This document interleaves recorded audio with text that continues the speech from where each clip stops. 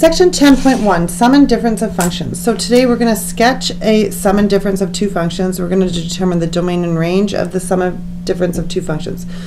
So what are we doing? We're literally taking two different functions. We're either adding them together or subtracting them. We're going to show this in terms of an equation. We're going to show it in terms of a notation-wise, and we'll see it as a graphically what it looks like.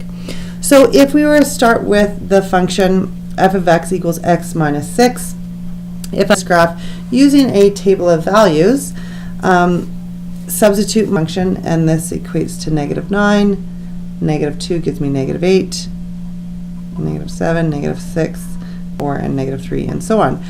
Right? So, or a quicker way to sketch this, obviously, this is a linear function with a y-intercept of -6.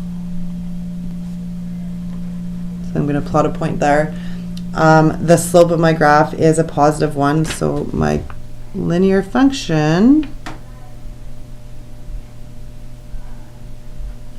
is going to look something like this. So this is y equals f of x. Okay. Now, if I were to plot g of x, well, a very basic quadratic, we probably have a good idea of what this looks like. -3, substitute that in, gives me a +9. This would give me a +4, +1, 0, 1, 4, and 9. So we get a pretty good idea that this function is a basic quadratic. And then at 3 we get 9.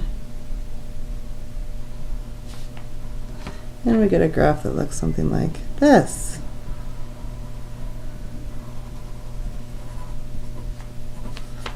So the whole idea today is we are going to take two functions and we are going to do an operation of those two functions. And today, the only operation we're going to do is a sum to the functions. So right now, the question asks us to find the sum f of x, which is our linear function, and g of x, which is our quadratic function. If we were to add the two functions together, simply taking f of x, which is x minus 6, and I'm adding g of x, which is x squared. So what I end up with is I end up with a quadratic equation that looks like the following. Graphically, what we want to do is what we're adding, we're still inputting the same x values, but our output is going to be the sum of the two functions together. So what I'm actually doing is I'm always adding the y values of the two functions to get my new function. So as a table of values, this would be 0, -4, -3, -6, -4, 0, and +6. So when I sketch this graph, right, I get a value of 0, so this should be an x-intercept here. At -2, I should get a value of -4. At -1, I should get a value of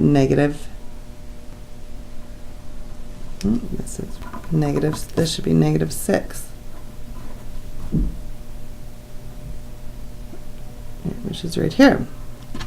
At 0, I should get a value of -6, which is going to be actually same as on my linear function. 1 is -4. At 2, it's 0. At 3, it's 6. So we can get the idea of the shape of this parabola where the vertex is going to be in between these two values of 6 and comes up. Okay, so that's the whole idea of what we're doing today, is we're actually adding two functions together or subtracting two functions together. So the notation that we are going to see, there's two different notations that you might see. So h of x is going to be written as just f of x, makes sense, or it could be written the following, where f plus g is in a set of brackets and then x is outside. So what this actually means the same as this. Same with difference. If we're subtracting the two functions, f of x minus g of x is the same notation, means the same thing as notation f of x. This is just a short form of writing what we're doing to the two functions. So for example, f of x is equal to the absolute value of x, and g of x is equal to x minus 5. Sketch f of x, g of x, and h of x, which equals f minus g. So again, quickly, is absolute value function. Absolute value of negative 2 would be 2. Absolute value of negative 1 would be 1. This would be 0, 1, 2, 3, 4. So f of x, what we end up with, if we can visualize our absolute value function, we get this V shape. This is y equals f of x. And then we have g of x, which is a linear function. So substituting in our x values, looking at our table of values, but a quicker way to sketch this would be to sketch our y-intercept. And our slope is 1 again.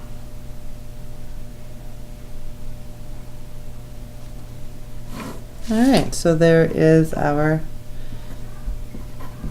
g of x.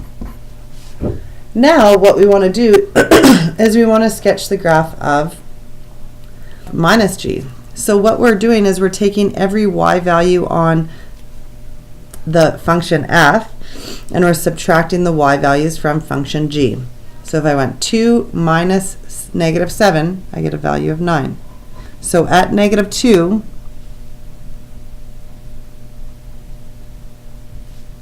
I get a point at 9. Subtract these values. 1 minus a negative 6 would give me 7. So at negative 1, it's 7. At 0, 0 minus a negative 5 would be 5.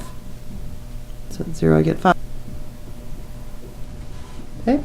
And then what you'll notice starts to happen here is all of these values, when we subtract them, 1 minus a negative 4 is 5. 2 minus a negative 3 is 5. 3 minus a negative 2 is 5. 5. So if you look at from this y axis on, the slopes of these two lines are the same. So when I subtract those values, constant, that value will stay the same all the time, which is going to be at 5. So at 5, so the difference between my two functions is going to create a little bit of a different graph. Looks like this. So the biggest thing you have to remember with operations of functions is you're literally just subtracting, doing that operation that it's asking you to do to the y values of the graph, and all of your x values are staying the same. Okay, state the domain of, we're talking about h of x now. So the domain would be all real numbers. The range of my graph is going to be everything greater than or equal to 5.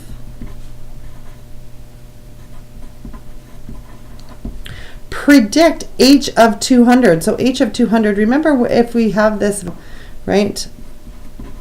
We're talking about, when we talk about a function h of x, when this x value is being replaced, it's asking for the y value when x equals 200.